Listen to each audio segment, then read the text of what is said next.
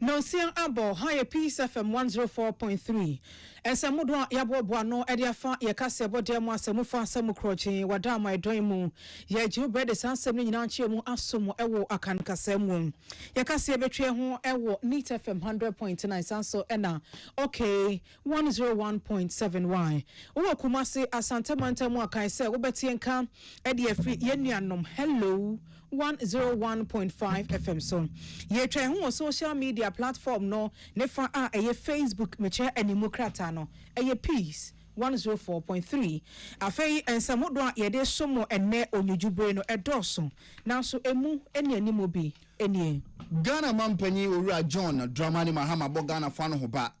se hwie be 2030 die obade ne po dadom ye no ye mfa nguwe muhyemu anampo subonto mu fa nkopem obi maso ye behwe dane dane ani emfa so ewomu no ye nso ensa ka bi se wo man ene de ewo African Union won summit no ase no ye nya amanhodo ano empanifo ne won ahokafo a won mudi dwumadie ewo ho First Lady Lodina Mahama so ne onuanom a won na First Lady wa amanhodo so won mahia won hyamude no ase na won nyina tuche e de ma o man Ghana ye First Lady no edi entia na nsan na betodwa se Russia ni bia bepie Ghana ene Russia bataza Ghana man abo mo toje owie wasade to social media so obo na kitimo ko ko ka se Ghana man bi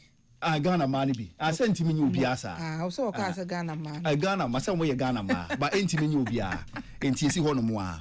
na sanfo nyi na pie social media so nam so aso ye hwe ma me ne mofra ye so eda betudwa se sansem no omaso mutu hwana mo sanso na so afa wono ena ehwe adansi enyuma ene obaade ene pa wode atom ye eso onumanyafo Kenneth Gilbert J ede atudwa se oman Ghana sesei ensuo ho aye din ewo ntwe so baabi no enam galense na ye de ese ye nsase ntia Colleges of Education Teachers Association of Ghana the Crater PM Montenso a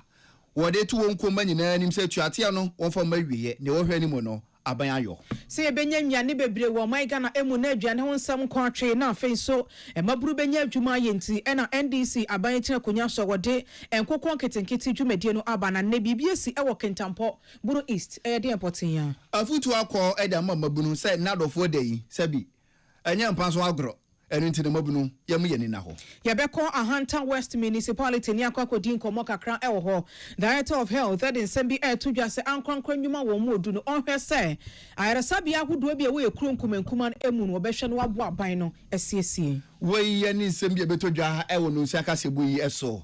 na ensembi etodwa na wotwemu ne ditie na yato ne din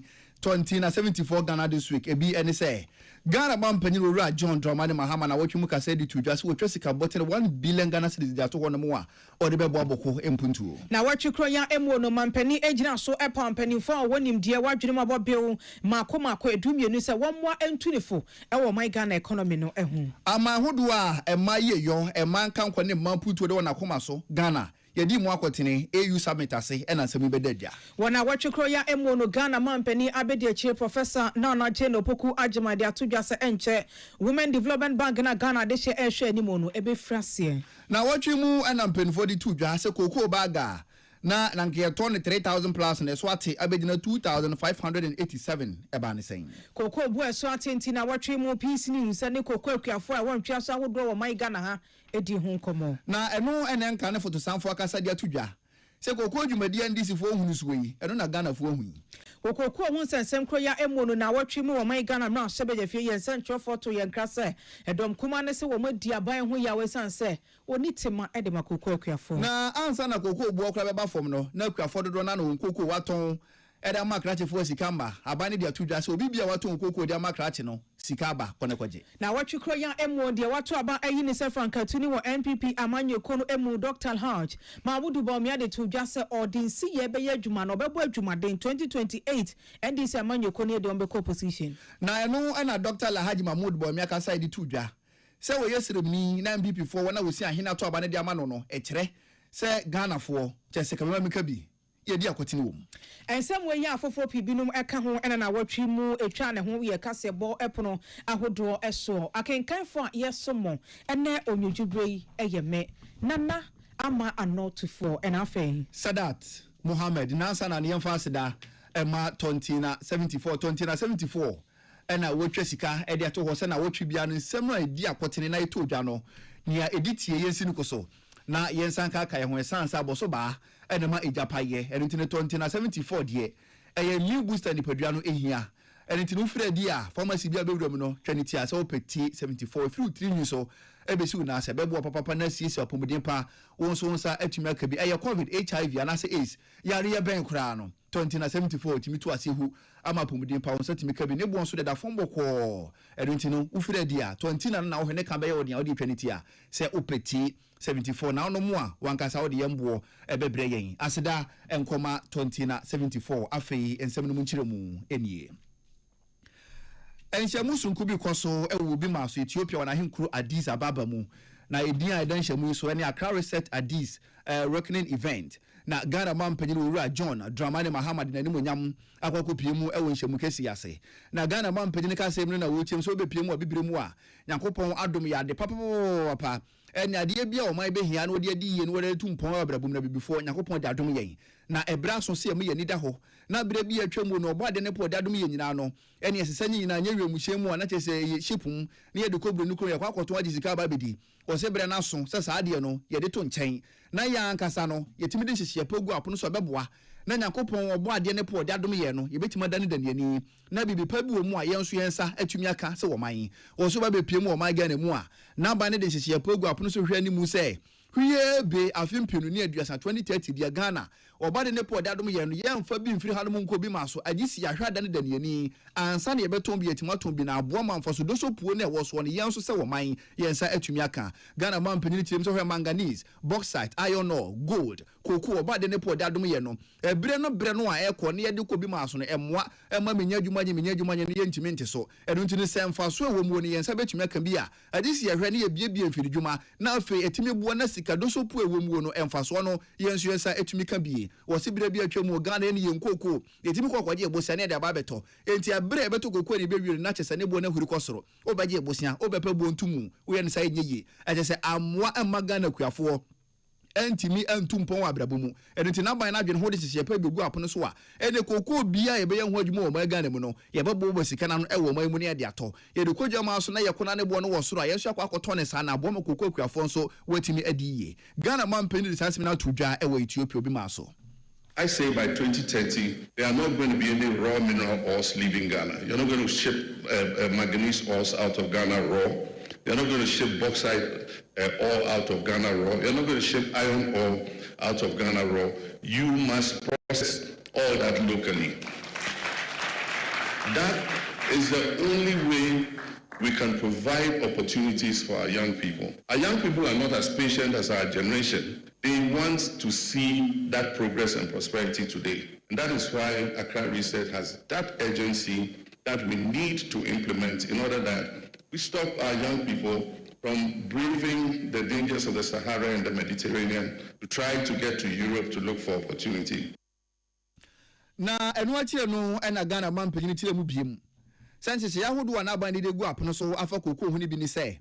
Ye nko bi ma so nkopɛ bosi afa meto Ghana kokko biem. Enti wana wodi won sika abo aban bosi abon na hodo na aban befa so na wodi abo bosika no na ye de atokoko. Sanse no kra na aban fira se wodi ye adwuma na so ma ne kokko adwumadim na ho kyeraba. Na so wodi na so no abo Ghana kuafo no ho ba se nsuo mpo ne ya de tietia nsufi mu anse ne akwakosa nsupa. Enti Ghana kuafo wonu mu nsuo fa ntwe wo pena hyehye no endi chebi. Ebetumpon de tumpon so Ghana kuafo atadwefo wo bewe na watede. We're going to stop foreign funding for the purchase of our cocoa. We're going to raise domestic bonds. We have enough CDs in Ghana to pay for our cocoa. We're going to raise domestic bonds, buy our own cocoa. We don't need to collateralize the beans. I know the interesting part. We have the capacity to process 400,000 tons of those beans, processing capacity in Ghana. But because the beans are collateralized, we cannot even allocate those beans to the local processors. We have to ship all the beans outside. Now, if we buy the beans ourselves, we can take 400,000 tons out of the beans and give to our local processors to add value. That is what the Accra Research is about. Koko no kra ne onyuma ko wa hanom ankomo dan dan ne ye. Now so yakwaje bosia se de koko ba.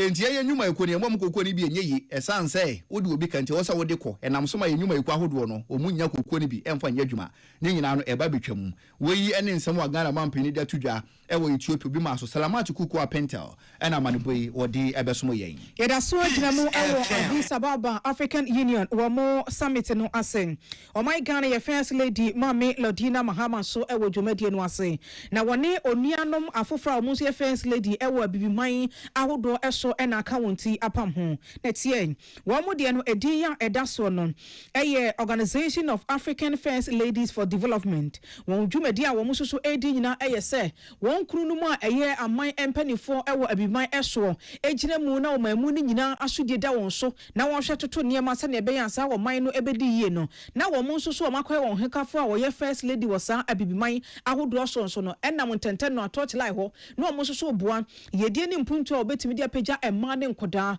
na aboa masa wo man no ne si ye ne dwumadi a odie no aboa ma niema so etimi akonkan wo sa dwumadi ase no sa eye first lady ahodo ejia ye ewo kokom ama mpanifo abra no otu wonfo no wone wom ehia ye edi enkomo odi nkomo toto adwene ma wo bia de ekoso wone mamu eba wiye no ena eja wo mu pie emonten so eba edan kese no a ehwo na 39th Assembly of Heads of State no ekoso no wode wo ho ekodom ye sabra me ne wo kasa die empanifo sen waye hyehye edi ama first lady foi ya wo mo so brano de ekoso a won krunum eba bedi emu nkomo ewo African Union Summit no ase no wo mo so emo a wo mo ewo wo mo adwenkyira wo mo ewo wo so betumi ede aka ho bi na boa ama niema so akonkan asemti a eda afi African Union eye 39 Summit dwumadi no eso no eye se building resilience abibi man ede ne yebetumi aye esan se to de bi ne ye chance na ye dwene de atwam mfie bi no a eye nko aso no a ne yaboto kakra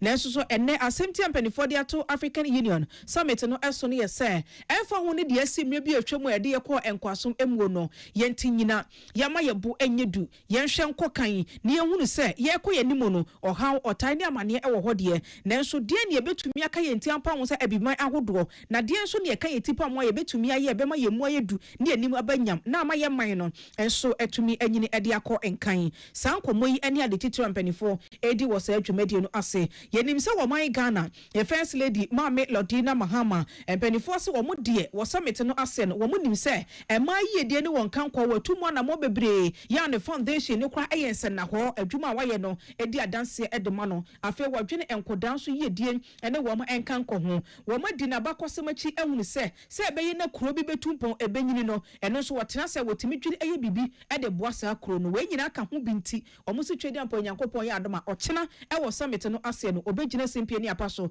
na wone wo ma kyesa na nim dia wo we na omo wogide wa rehemu se de wo no beboa ama first lady afofra aka e wo African countries no wo mo hwe bibi ede afiri ho sansame yen sancho ni Salamat Kuku Pentel nadama wo de mane yen na watchu yanka bi nhemu social media so akoye deja krachi bi ofi Russia eni eburo ni fita wa bebe pie mu o ma Ghana mu eni okọ akra ma ho no mu a wo ye oba no wo hwe na wo hu twa wo ye ne type na ni wo bo apini mu o se wo hu ya mefe waware wonya 18 years eni na mani je ho ye nkọ hwe ba bia mete se nkomo oni wudie nyina no camera hye no ho na wa record nyina nti wo de wonim se wakwashi obi wa bonte wo na di nkomo waje wo number won so waje ne number o kwa ba go ba hwe no na chese da social media so bra wo hye wo nyina ne wudi nkomo nyina na wa record nyina hye ne kama na wo da begu social media so no de nanim amba na wo oba ne de na woni mu aba na watwi de videos bebre Ghana ma enya asem ketwa ene e krachi je wo nyina wo videos go social media so say bam na Ghana mrente hu ye no mo se de bi na aduane ne fie nipa ndi me ya eba ne se na bonti so ni otimi bedi bi no wo ye de aka basa no ja hokọ aban sori na wontu hu anamo na eno ena so ye hwe ma emema ne mofra ye yo hu nsem so wo de krata apie monti so na wo kire mu se sa video na apie social media so na Ghana fo di hu nkomo mo so mani ahunu bi na o masom o ma hyase etu hu anamo na nhwemu kire mu se krache no otu sa anamo no wabu na ketema afiri Ghana ene oni Ghana na so nyina mu no se emra no ye adwumo a ensa hwe enti no wa hyase ene ekwa hudo mu kan bi wom communication ministry bambodi mu ekwa hudo so mo hwe hu ni se social media platforms ahodo so ba bia video na kwa koduru bia no ebetimi aboa ne ese yidi afiri wono mo obi bia so awusu video bi wo phone so o mbe se delete se won delete so ahwe ye na wan bo hu musuo na wan sa fa ma betu social media no se wiase nyina hwe bi ko ba sa no a watomra ene ye che wa danta wasene ma aso ni se gina so de atudwa se woni police service ye adwuma woni akuwa hudu o muka bi wo mu ye adwuma woni won fefo wa mo no ne ye adwuma se ne ba bi akrache no wakwakoduro bi ya no ye betimi ache no ene esenye Ghana mpuni de ne beba ne mamu hodo me betimi de mara hwe no we san se wonu obi bedi nkomo na nipa no ne bekwa akoda na ye kukwa mu nsem nipa ne ne hu so na video record ya na sensema mo kan nyina no ba beto mo nten so no etieti amra enti sa akrache ne mra na wato no yemfa no emfa mra kwa so aso ni se gina so de atudwa bi mu se obi bia sa video wo mu bi na ne ba bi akwakoduro no onfefo wo twetwe wo wadwuma mu ya twetwe wo na ubehia emoa no woni aso ni nkomo mo bi a ohia no omebeboa na won so nsa tumi aka bia na ubehia emranim fo nso moa aso ni se no so no mo ho edema wo na emom ne emu odu a yakokobo de ma Ghana fo ne se yenhwe yie na sa videos na aba no se wo bi a wankwa nkɔhye se wo nua no mo anase won nafofo nso nkonkohwe bi enya sa ne ye kyewa wato aban mra danta wasedema na aso ni de number bi apie monte so wo tirim se bia na nya Russia yasem nko a na emom won so no ufo nyini anase okwatere kwa akodi be ma bi fon so ana be ma won so kwatere kwa akodi oba bi fon so ene won fo sigamba me posti o won fo sigamba me posti o eno so tieti Ghana mamra so obi tieti wo sa kwan so number abefre so no 0800 800 na chese wafre no we asutiri emmo bi e ho no no aso ene se omo de beboa wo omo gina so no wabo Ghana fo no ho ba se Ghana mema ema ne mofra ye yo ne wo mbambo ho nsem de Ministry of Children Gender and Social Protection wona sede eti Ghana for da wona obekọ so ye adwumade aboa ama bibia na setena mu nsem ne ye yo ne bambo ho nsem no atumi afa ne ntoma pa edi afira we aye krata Ministry of Gender Children and Social Protection wodi apie monten so ye ko asoya wo mo ene hwe enwuma adansie ene twede ampo Nyankopon na dama anonom de wo nsuo ma wode atom yen onumonyamfo Kenneth Gilbert J edi atudwa se woto na omonten so wo mpotemu wo mansini bi ya wo no ensuo hu nsem ekọ atwe a eche se galamse na o maka hu nsem aka Ghana de hye binim a wo mutu gala no enye wo madwen se wo betie na wo magyan no eno ne ka ho bi ema se de ese yensuwa no wase titru pa ye Ghana de hye a ye ginsuo edi free Ghana water ho wo behunu se na kakra ne atum na wotwe kakra bi na nsuo no emma ebinom de kyerɛkyerɛ de kɔbɛsa bosome ene achi na wonya nsuo mfamfa wo modro ban mu onumonyamfo Kenneth Gilbert J say enye Ghana water boapayo ene enye na so ene boapayo na enso so ene ye nsuo na ampanifo ade dro ban atum a wo motwebie ade eye enru gugumu dada no na wonya bi afa wo dro ban mu na ye kama na wode adware wode adidi ana wode aye nneema ye de ensu eye no ene se wonhu ne saa na ye galamse no entia wase wo ka me ate ase se yensuwa emako beso ha mabupen aduosia de kala na se ni nyina akakuma bi na so kuma ne kurampo no se wo mudi nu frefra se wo dada ni a ka wo bo ho no enya asem ke 20 Ghana for yenwene wo mienu na kala no yenyan ye de niema bebre egu kwan emom ade baako a eha ene galamse nsem no ne niema ese yensuo na ese no eno ne ma time bia ye boka ansa na yetimi treat nsuo no ama eni aye clean ama yetimi ano enti ebegina we so na ya sre yenuano mo ye galamse ni se ye wo mo ye no nyina ka ho ema water shortages no eba aban boka bebre se chemicals are obusa Ghana water in their first chemical na ye use no se kwa intimi use sa chemical no bi mete koto chemical na bo ye den mo ansa na yetimi de treat nsuo na ama me no yetimi ano enti sa galamse sensem no o ma ye nyina ye mfa ye ho njimbi ma obi nye se emfa no nipa yetene nken ayo onumonyamfo Kenneth Gilbert J afe wode atodwa se enhyehye ya mpanifo ade agu akwan mu a wonhwe aboa na ene ensuensuwa na ebia sei no wase kanya ni bio na esi ne dada mu no nani so sa anamontuo no afe bio wose Ghana de hye se de ye ken enya aban ne nko asodi enti se wo ye bibisa ya atwe ho fi ho Niema we aban no say wa form a team bi a protect ensuo no then so sometimes omo yi o mani kakra bi abohu se nkofo na sa akobi nti ye nyina ye try say ye beka ho asema mo ye no atimi agile but enhyehye ye bebre so ho no ma aban ne bi agu kwan mu a ye de hwe se de bia ye be protect ye water bodies no na entimi enye basabasa se na ekoso kama adwuma no se ne omo hyehye ye no ekoso pepe se ne ye hwehwe no ti ye hwe se busumi aka wa yenimbe miensa no yebetimi awie sa adwuma no na mrepem yebetimi abie ama omo yenuano mo second ni takrade yebetimi enye nsuo flow through almost taps now women because our binding himself almost go through a lot of enema na adding. Nipa yetene kan so afa wo hwe enwuma adansie mu nsem so wo maigan ha se onumonyamfo Kenneth Gilbert Ejay afei bibi na de ne kopie mu enso so wo bia ya wo kogina ya wode sansem nyina etudwa na wo gina mu wo atoye matamu sabre no empanifo de water treatment project bi ahyehye so wo ho project manager Strabad owura Vad Fallop wono egina mu echeche empanifo wo Dabwase water treatment project ne mpempenso adru That is the transmission line from the intake up to the treatment plant. The water will arrive first at the distribution chamber. That tall building behind, that is the distribution chamber. That is meant to split the flow in future between phase 1 and future extension. And after the distribution chamber, we have the first treatment process. That is the pre-sedimentation tank, where the big particles are removed. Pre-sedimentation is meant to remove as much as possible particles from the water without using chemicals, to decrease the cost of chemicals from future operation. Dabwase water treatment project in Penifo Asha Womansa AS Strabad, the attending king or a project manager, Emerson Equinidi Vad Fallop. Sansemi appear down called Rock FM Nedisumye. I Ghana for you anymore, say Colleges of Education Teachers Association of Ghana Trinity, every Kwe Sitak. What yet, I feel Chamu Besis Abri, and Yadia Okoban with the Bawadie. Na ene ekwe impenu for the crater pm montenswa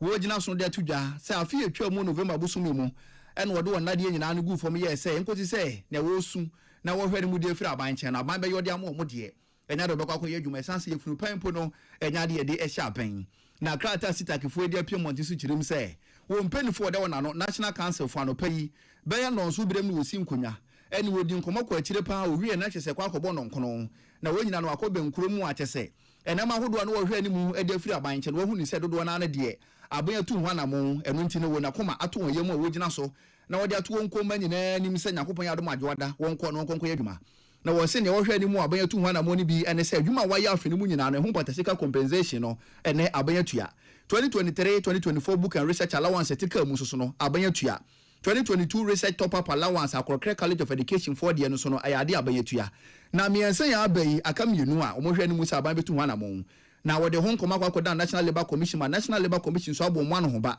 such as yenjina nkran ni mu tutu nkran ne yesan say ene awohwe ni mu de afiri aban chen no aban tu ho na mo miensa aba aka mienu a untimi ka so betena fie enti NLC ahye wo mo so mo konko yadwuma ene na te so maje penie no wo kwakọ yadwuma o gidie say National Labour Commission betu ho na mo na mienu na aka mu no o mahwe na te so mo nsa atumi aka enti wo gina so no de to wo nko manyina anim so nyakopon ya adom adwode wo yede mu obi anko no nsa konko yadwuma biem na aseda ene wo de ma ko ni manyina say wabra kyese wo bibi nti o ye se wo nko adwuma biem nti no o munyina no o mukọ benkuro mu na wo de achitapa eta wo na chi ane na o mo hwe ni mu no o mo nsa atumi aka enti no gidie say mienu aka mu so no berepam no o mo nsa ebetumi aka krata payment is national president and national secretary whether sitak ekuna no wonsa na ehyaase ma yenhwe ne yenko emfudie so enkomo emuen na sabra me ne wo ekasai empenifoma yate asese NDC aban etra konya so yi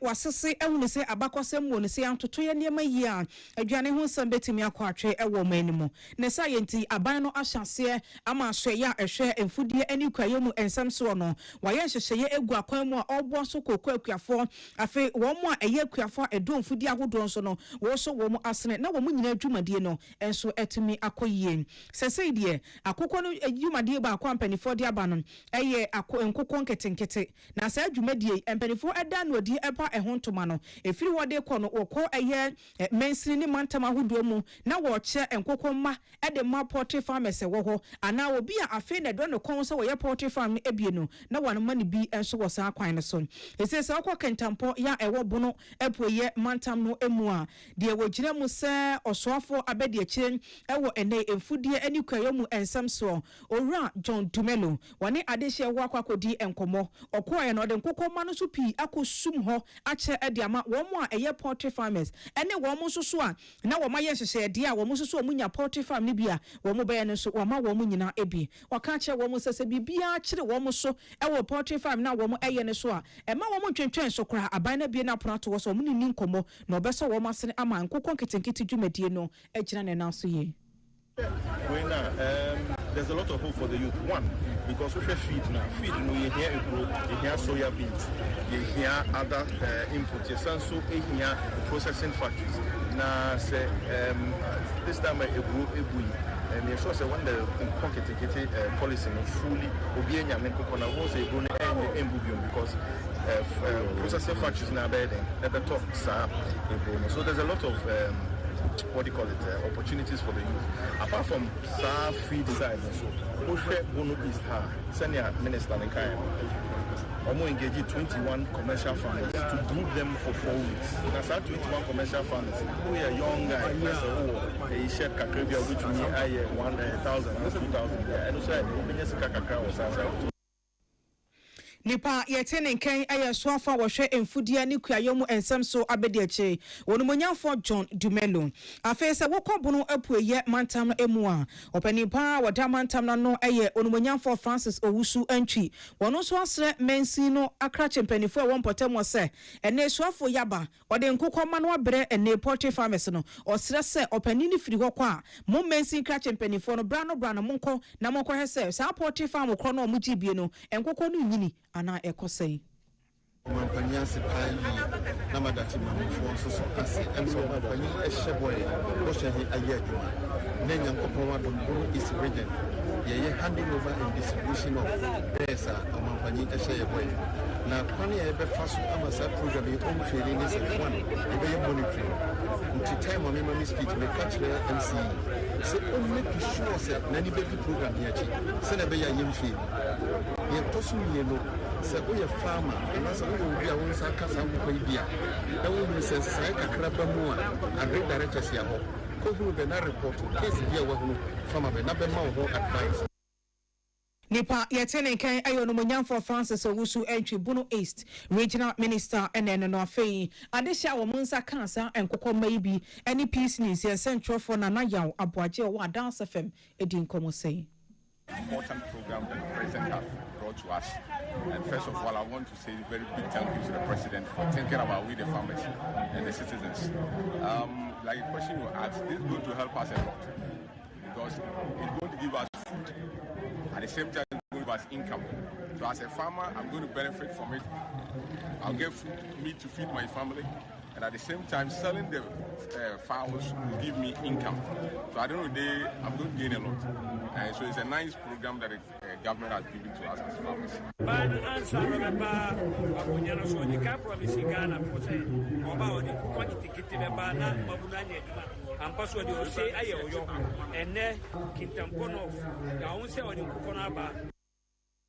where ya de shebi ya wo mo ewo kentampon ewo bono epoye mantam no emu ene ete wo mo enka no ne asie de fa nkokon nketenkete dwumadie ne ho enne eno no ene eya adofo da botoka samu die nim se fe no Valentine Day eternity ane na Vows Day ene boys ne beto ne yamache girls ne bisu beto ne yamache pa na enso na eto anopadi ntino delivery antimi anko enti anyumre na chese dodo na no mo ne yamabeko enti boys ne kwampo chem se aya anyumre ekoyie enti se o se o flower se o toy no ye de brewa na da to dem na chese wono so de wosene na chese nam so ma meya oda Cape Coast Metropolitan Assembly ano urumnamfo George Justice Arthur wojina so de futu no kokobo amagana mabuno se adofo da chese ne mabuno na ni abre ne obi obefa bia no enye kojan a na chese eye hwire no o se enye sa na se kyerete so hu se na Kristo Yesu odo adasa no sa odo no ho asem na yeka entenya so de obekwa kwahye ba bia kwakọ fifi obi ano adwamane na keka ho no o se enye sa na adofo da na yedi no entu ogina so de kokobo amagana mabunu se yenhwe yi enye sa na adofo da na ya ante ase na yesi ade adwaman a na yede bebo a adofo da na ebetwam menu mienu ye wo ho ye bewi achi na tese yare kodi wo HIV na tiate sese ya tam odumunyanfo de sansim na to gya wo dwumade sunku bi a wo de hihye so e Wesley Girls High School wo Cape Coast dwumade ase e na nsam yi wo de to gya Shalinde wakaye Valentine's Day. Binum Valentine's Day as sex, as enjoying young yankees, young wonder because of Valentine's Day. Valentine's Day is not meant for that. It's to demonstrate the love we have. The love doesn't mean oye enda odo anadam oye odo a Yankopon wa kire ozamehen anyen so de ye kire zemehen ho ye ho nti most at times people misconstrue oye Valentine's Day to have to be a sexual day. Na enu achire no na urumanyamfo George Justice Arthur wo se gina so no de atudwa se enka ne Ghana mampanyi na wonya ne ba bi ko eye wo benfo John Atamels wo de hihie bi ba ya ene ade hie ofiri from finfin mantem Cape Coast no opese ukwo Wesley Girls High School ni bia ene wo ye se aban wo yi wo hamu chichemu aduasa 30% quota e de ato ho no mo a ade hie finfin mantem no obobenya bi no mo de akọ schools ahodo a ewo finfin mantem wo se san hihie na diagu obesere se aban ne san famra na emo ade hie a ewo finfin mantem na one school ni bi nko no ono no yam yo. So as a chief executive, I think it's a wake up call for me to quickly summon a meeting with my 2 members of parliament and nananum na ya how best yam of ramano what me perform na wa be Wesley Girls High School. This time we need to encourage Yanam of Ramano. Now we too wenya school leave yako because school was the Cape Coast. Oceanas as it and more farmers should benefit from oil schools are here one. Professor Moses say 30% quota by. And I think it's about time or they go back. They can 30% quota for all the schools in Cape Coast so that young of Ramano will benefit. Orumunyan for George Justice Arthur. Openini ye mayor Cape Coast Metropolitan Assembly Wadano na nekwakra mu no Mami Jane Adwa Donko we managing director Bioko Chocolate Wadano wono so kasaya wo sere Ghana de hye se enaya do for day chocolate ni endi ye bedi so an yayo e wo magene mu no obesere se ye nto emmoa na sika enka oman mu pa ye hoyen krom ha onya da oboto imported chocolates nyama nkotse ye doso we have improved the quality and the value cocoa no doso and chocolate. Yes, chain and milk powder. Until this today, Lovers Day, it's good that they're about top made in Ghana chocolate. Yenya cocoa, yet top of farmers, and yenya cocoa, yet top or cocoa board, CCN, or they are cocoa now I am that than chrome, tema, and now therefore a big grinding chocolate companies no, in 2 top cocoa beans, yeah, government more. One opportunity where to me at cocoa beans directly as small local companies. Mami Jane Adwa Donko, where managing director wada Bioko Chocolate and no empenufo yi ene kwasi mensa Eagle FM ena twetwe command sami wode etuja. Yebagina mani boy so ne ahomeka sebo no so ye ba 2074 Ghana this week. Ye bebo rem.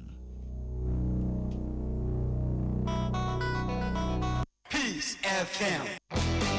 When you're going to buy a paint, don't look left, don't look right. Go straight and grab the luxury acrylic paint. Don't be any painting the paint. The luxury acrylic paint. Paint with champion. When you're going to buy a paint, don't look left, don't look right. Go straight and grab the luxury acrylic paint. Don't be any painting the paint. The luxury acrylic paint. Paint with champion.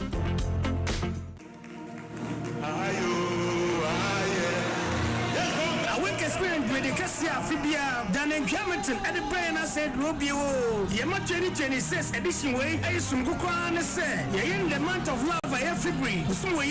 am 15 February 2026. I ain't Shami and Chodomo on Yankupon, Yabusia, any other Funina. Our ICGC, Istanbul East Station, a few men on Numako, Libika Crane and Penalbet single, any 120 Ghana cities, double 220 Ghana cities, VIP 300 Ghana Ghana cedis. Family of 5, 500 Ghana cedis. Here is over for a phone. No about star 725 star 80 hash. No one needs a channel so. We know ticket and tentemna. But you suffering. I was 0546 1974 73. And now call www.danahamilton.com. And you to fly Baby Boy Bini. Other Dr. Pasimre, Table Sisters, Sisi Bedu, Nanaya Oferiata, and Tonkonzo Mampo, Office South Africa, Ebekayahu, a week experience here say, make we boy and media bro, a way purify water. What for the Bini? Fidelity Bank, Jasper Group of Companies, Enterprise Life, Property Electronics, Need to Seed Food, New Insurance Brokers, DH by DH, Refa, Sorifa Sofama, and Zoom Lion, Media Partners, Multimedia Limited, Despite Media, EIB, Media General, NTV, and the Afufra Couple, two-way a work experience with Daniel Gravity here, I adore na high.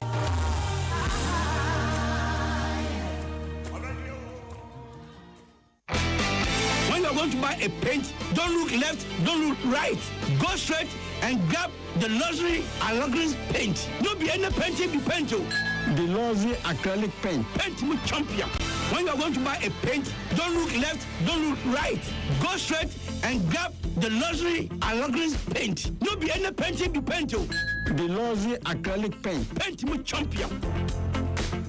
Peace FM. Tune it in, turn it up, Peace FM, and rip off the knobs. Ghana this year for your Bruce we yatuni di 2074 Ghana this week. 20 no immune booster ni pedwani here. And intinisa here we are wa hodo mamindi 2074 honkomo emfankyere wo. Eboa itu asihu amapomudimpa won satimi ka bi ewei ayekranko wonu modura hodo akọ hospitals ahodo ewei timabietim waso 2074 ahra na said e bidia ko ne kopa bi asma no idia manfo nya pa into wooling carpet wontimi yusu bi ko ne kopa 2074 covid no sa afi na eba na sa aba yare no wo hwensunsu so na ya yo se covid wo hu ko ne kopa 2074 ne no na ebedwane e de free paduanum say covid nko ade nye covid nso a ade bi a ye ohawa efefe ba no 20 na ebedesu enkonim na endam yare wa hodo no syphilis ne gonorrhea eno nso no esuro 20 na pa ntanumre yi afi na wusiesie ho akwa na se otikam boru pharmacy wo kwaje 20 na ansa na wako enya sa woko na wo ba wo bebere pa na won so ebia na nkomo e wonte na ebo modi woko na wo ba o chana no pa kono go be 20 na nenom na HIV syphilis eno gonorrhea away obedi su nkunim ena 20 na 74 da romantie yinsuru se tedwe mu bo ha wo be sha na se wo nhye na wo be nyina se ko na ko pe 20 na 74 na efato kanum fato prunechi o de wo kwa no bi ko ban so anum bi yare no wo de sunkun wa boatra weyi ayadura vals day ye de boy ho ban 20 na 74 wo yo ba ko fita ya wa wo tia na ya na odin aya na asensu fita bi egu be ma na se wo ba obo na asensu bi gu wonya 20 na 74 no mo a eyi sa wo hard firi ho wo so oni be ma hia mpa so aya wa wo tia na ya na odin try 20 na 74 sa wo hard bi firi ho ama wo so wo hu ni se ampa wa ye obesima we eni adwuma eko a 20 na 74 Ghana this week wo bo ho ka afi sebno mu nkyere mu enie na watwi mu na Ghana mampanyini owura John Dramani Mahama kasa edi tu just wo foto bi di ato ho no mu sika be 1 billion Ghana cedis edi edi tu mu wo de ba be bo ma bo kumpuntuo afa ne ntoma pa edi afira. Now that relative calm is coming to Boku, I announced the 1 billion Ghana CD fund, and we call it the Boku Restoration Fund. And so that fund is supposed to speed up development in the 6 districts that constitute the Boko area. Ghana Mampani Ura John Dramani Mahama na wachimu and what this answer me to Salamati Kukua Pentel and a Daman Boy Ebesumoye. Now what you call ya emu ewo mampani aso ye na beto just say about empany for anim difo wo madwene mu abobiwo ewo yesika asem ne mu enhyehyeye ho nipa makomako edu emienu se wo meboa no entunifo wo ne ma onye se na bi o my Ghana economy no ebegina ye de ni se wo ye na ene so ankofo ha amre wo my Ghana. Your council must help us rebuild credibility, restore fiscal discipline, attract investment, re-anchor expectations, and re-establish Ghana as a serious, predictable, and competitive economy. This is not simply about recovery. It is about institutional reform, structural transformation, and a permanent reset of our economic governance culture.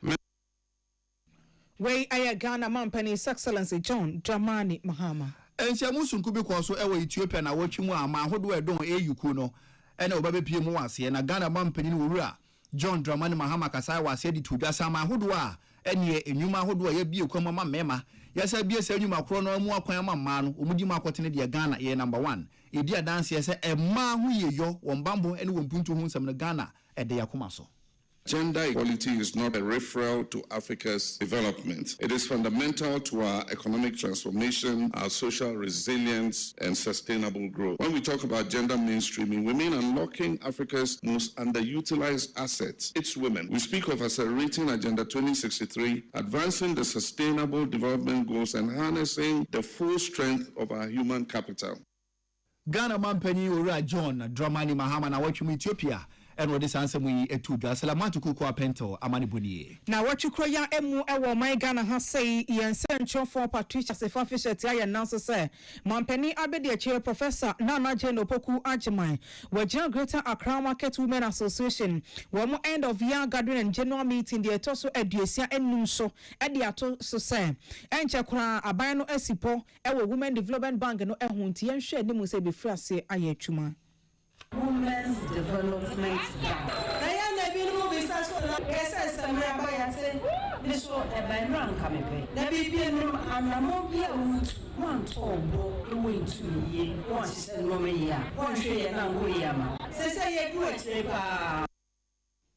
Niatene Kenya Ghana Mampeni Abedi Professor Nana Jane Opoku Ajiman. Now what you move and a photo sound for Dr. Kesel Atoba Force and Kase di Tuja.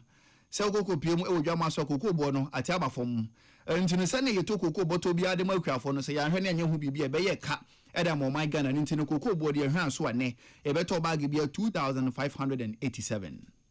The world market price has dropped significantly from the average of 7,200. The new producer price for the remainder of the 2025-2026 crop season will now be 41,392 Ghana cedis per ton and 2,587 Ghana cedis per bag. This measure has become necessary to reflect the reality of the world market price of cocoa, ensure the injection of immediate liquidity for expedited payment of farmers, and guarantee the sustainability of our cocoa sector. Na Dr. Kesel Atoba Force and Search mu biem. Say cocoa kwafo mu de cocoa akoma PC4. Na yenya sika ma omo so na aban na hye cocoa board se won fa sika nko na PC4 ni timi ntu akwafo ka na emu masem de wo mu ni se aban ni sisiye bi ko akotum na se beja fie se na se beja fo gi tum na ye mmara pe ene cocoa bo no se huru kosoro wo dwama so a ene ade be na cocoa bo ya pejam e ba fom a na ya teso na cocoa kware na hu ni se e bo ntumu soro e ko ene fom ye ba no emfiri aban na emum efiri dwama so. On the following reforms to guarantee a fair price to the cocoa farmer, secure the financial viability of the cocoa sector, and ensure the long-term sustainability of the cocoa industry. To bring relief to unpaid cocoa farmers, Cabinet has accordingly directed the Ghana Cocoa Board to commence immediate repayment of all affected cocoa farmers. Photo sound for Dr. Kesel Atoba Force and our trimu and our name central food in command semi what day etuja. Now what trimu photo sound for some of the two dry and a piece news. Yaniko Quakia Fobinum, Eddie and Como Ura my Ghana Manta Mensi and an Enchasa Woodwa, Quakia for Chansier, Ekasa Ewa Yaumu. Yan Central Nico Joe Precasa, Ejinamu Ewa Seshi Yoso, and near this year Western North, Eddie and Comona Quiafonibi and Semni. Nini se obete sukura esenga esi 3,000 kranke na tiso dada na ho no se hwan so aba fom kura dia eno de eni esha by yesi nyina ye papa no by so no so do be kan no so no ho be heha no ene yesi support no when ye kwakwakwafo bia yen sencho ne kwadwo prekese ene wo mudi nkomo ewo yoso mensinu emu afi se kokwo bag no eye 2,587 Ghana cedis eninti yen sencho ne listowo aboaje da costa ene kwakwakwafo bia ewo wasa east mensinu mu ekasai Koko na wate suni de ambokuafo kula ambokuafo so ye be ye ne dai anansi a omutu mu koko sika ma nti ahokyere na nti watu mu impo na wate sui na se bia sika beba amaya eje be fa ne sa na watwe mu peace news nkoma a woni kokwakuafo bi ediye ewo manta mensin ene ntwaso ahodo ebi eni koko bu aba fom na watwe mu nam so makara gamra se bedwani Orumenyan for Dr. Mohammed Amin Adam Enkane no for to some for Okasaya wo tiri say Ghana focus ato is forcing yendo kuma kasa ato is no forcing bia ene ne da ho no amamo no mu so koko jimadi mu so ene enne koko o motis we necessary, particularly at the time we are told that the economy is strong and resilient. They say they are better managers of the economy. An economy that is better managed cannot pay cocoa farmers. An economy that is better managed reduces the producer price of cocoa.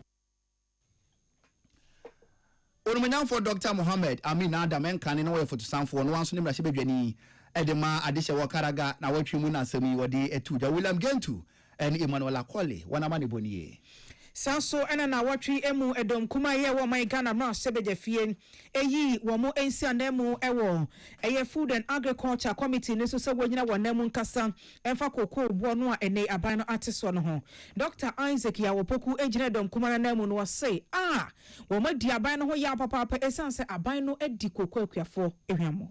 ye na metia ne so obeka se finance minister ko wi sika na fa betua akuafo ka if is any nankwa na cocoa price akofom ewura kofo abreso cocoa price akofom kofo pre kwampapa so editua akuafo ka yewura o mampanyi kufo ado abreso international price akofom o mampanyi pre kwampapa bi so editua akuafo ka akuafo na hwe Ghana sa free sector kwase bi cocoa buy 1879 ne efe na FOB price ade bi ekogi no international market no yemfa ni nyina ma akuafo da Nipa yetene ke wudu o my Ghana ma sebeje fia edom kuma ne ba what Food and Agriculture Committee no eso Dr. Isaac Young opoku William Gentu enafe Emmanuel Akole ne desansemi so mi na watwimu ena Orumenyan for Richard Champon woye bia itim na sebedwani obabepie mu ewokokro so na woni chairman general Kwame Sefa kan atwetwe nkomo na nkomo twetwe mu onu na wo chiem se abanya hye cocoa board se akuafo ma to mu cocoa de ma PC for na wonya sika no cocoa board nhwe na wo fa sika nko na akuafo no bibia no sentiment ne de afre nsusu na ka ba beto hono no so na abanya hye se won bobo sika be $150 million ano na yemfo ntu saka no so emfiri ho etenu hye aban ede bae no a director say cocoa board empesika entria the akuafo no di kan stopper ni nyina by 50,000 metric tons dey fa eboda dan emfa momo eno krapo na ban kwako raise about $150 million e support to saka no only about 1.6 billion Ghana cedis into look at say bia aban emfa kan bi aban efa kan bi aban be do depot e wotema and I said takrade it don't mean can say new price here no wa na so no e ba affect no into no e say aban dem e trust aka no e na my aban raise $150 million to deal with it.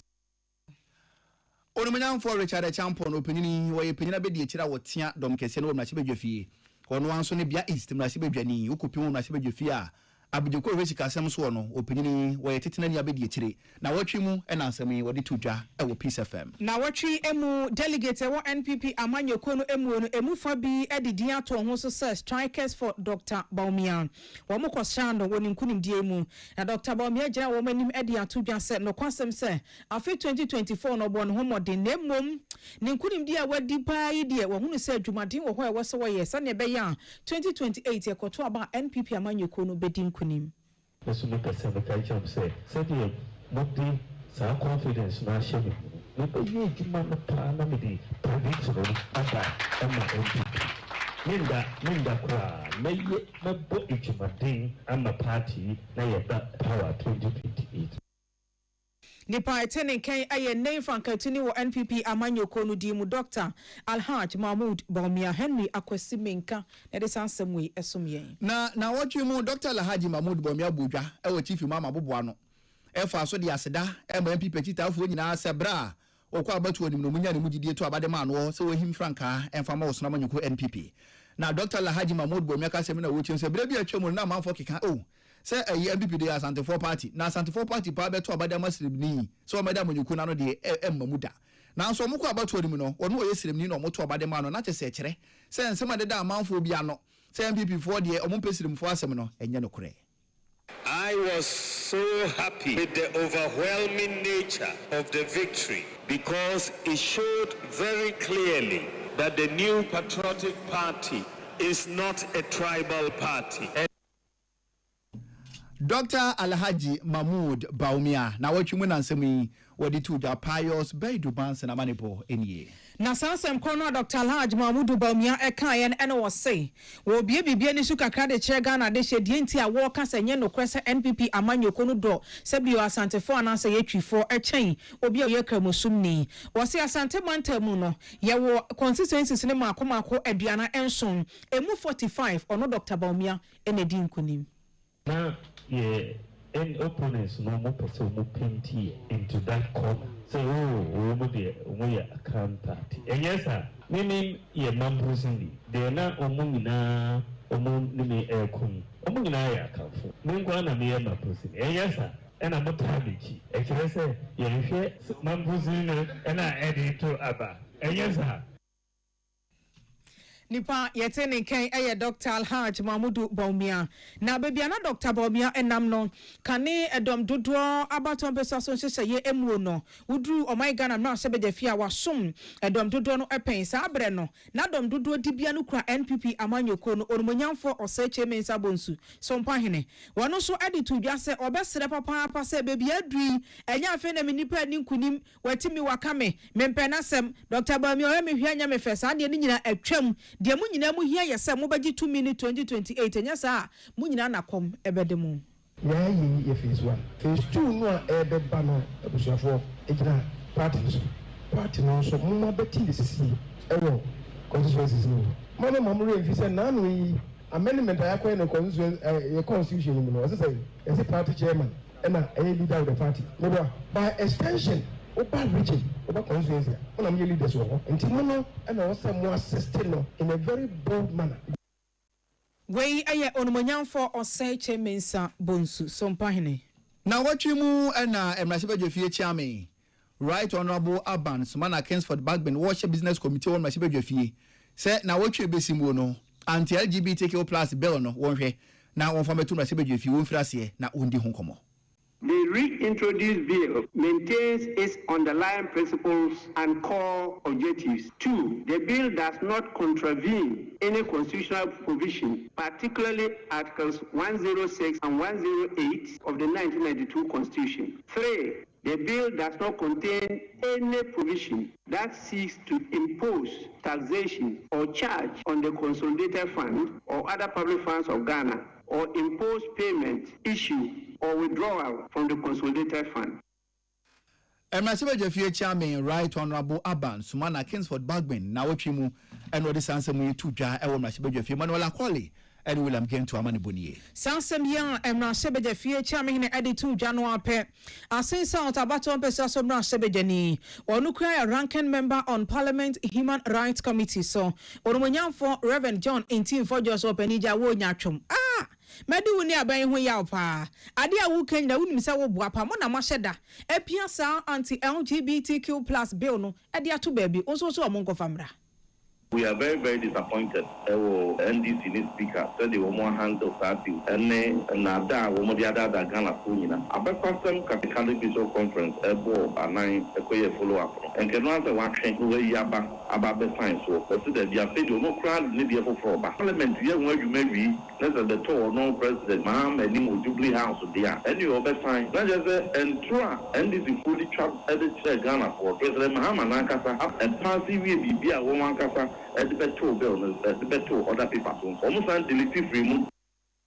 Nipa yetene ken aye asen south abaton pesa sobra sebejani ormonyan for Reverend John in Team Fortune. Now what you move and I'm Nasiba for Fra Santimantemu.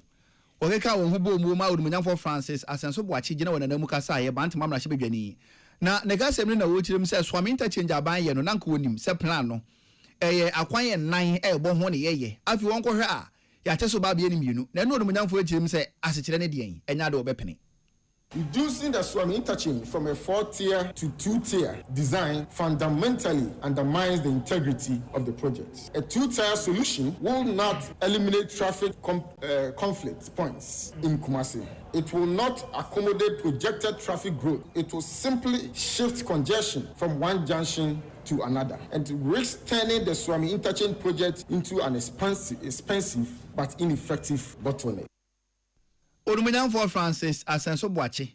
opeyini ya banta mamla shebedwani na wotwi mu na nsami wode tuja William Gentu ni Manuel Akwale amane boniye so afa wo hwe yakwan ene akwantempo mu nsam so na wotwi mu ede tuja se edom kuma ne nsam ya wo mo ka se aban yi boapa ene wo pese so me interchange ne na ye 40 ene so wote so ede batuti ya enokwa no ahoden enhye danim oru akwa me governance agojan ede tuja se sansem no enye no kore enti se edom kuma no kasa wo mo nka de ye no kore afi wo kire mu die ntia embenifo ate so afi 40 no abafom.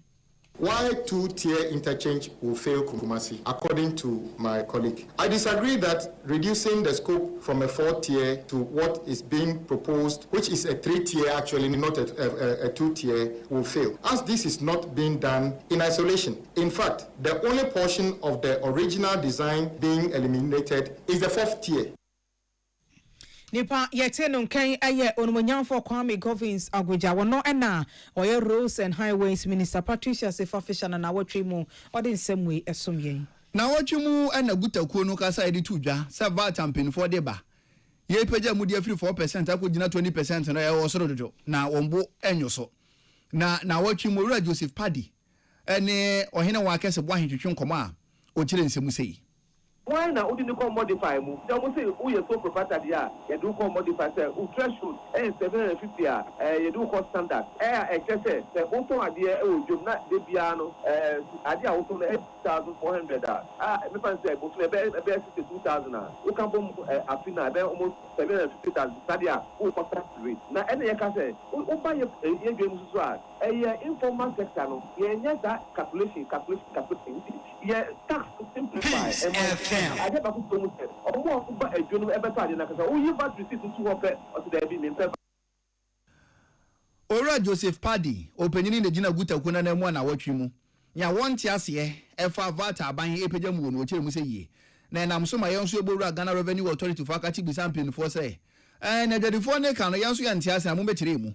Ora Tiaflos, Kwesi, Ichan, Etrichin Semusei. VAT no aditon 4 ene tia enye aditon 4 ye di kan ebi se obi wa busu kan a na se oye aditon 4 a ono ton nyoma na the net VAT no enye sa nipa na tia na mbom no nia auto ade no aditoni no na entua the net VAT ene edi kan e pese temefoni a ehunu se VAT na wutu a wo port no aban se me do VAT be ta ma obi e wo port enu nti no se o pese o le wo faso e ka wo ka wo boy no ho a yi VAT ni free hwe ne ma koto ni engine bo 10,000 Ghana. For first of 2,000 account. 2,000 account we now 12,000 now. After the charge VAT no so. What charge VAT no was we are. Minute you make car break it down no. The better engine won't change. Just have VAT no our maintain. What you want maintain we are. Nia wo kra ne mana we fit go to the airban. Nia wo tu aye no as an importer no. If alright you. VAT no. What Canada? Alright, you the Ghana Revenue Authority for Anemwa. Now what you munchiri or the mayen. Ma yana so nyina na watwe nsensem krono emu no so afa wo hwe eye emfudie na afa ekua mu ensem so wonumonyamfo erikopoku na watwe mu e de ensem etu dwase se aban yi edwene na wo hwe ekokan na enyane ho nsem enkwa atwe nti no waso akuafo bebre asene sane ebe ya feed Ghana program no ebenyini na ma enyane bebre aba wo man Ghana emu enyane so ba bebre sa no ebeboa papa masesei yenkosu kom ho dachi.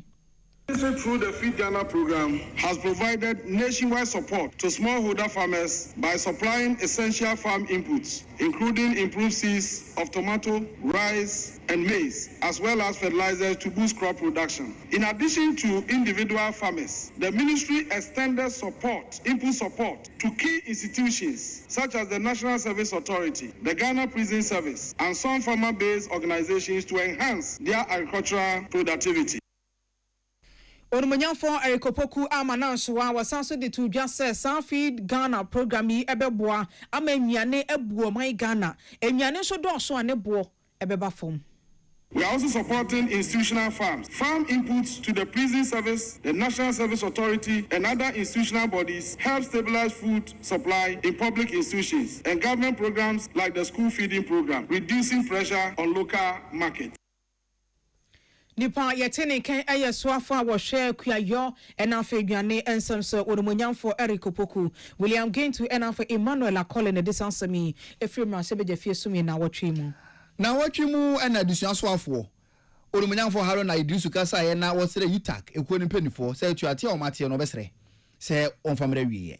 Let me use opportunity to call on our friends in academia that one President Mahama is honoring his word. He's giving you unfettered what the Constitution guarantees as academic freedom. He's giving it to you absolute, that he will not interfere with the freedom of the university. I do not think that we are reciprocating the gesture kind enough of President Mahama. So may I use this opportunity to call on the striking senior staff members and members of UTAC to call off the strike action. Understandably, you have two legitimate issues. One, outstanding payment of tier 2 pensions. That has been done partly. We inherited about 1 billion. As of this afternoon, the controller had paid about 396 million Ghana cedis, leaving about 600, and that is also in process. The President, I met with the Honorable Minister for Finance and Controller, and we agreed to walk the process to get it done. On the other matter, Mr. President, I'll be coming back to you on the retirement per the provisions of the Constitution on the retirement age of 60.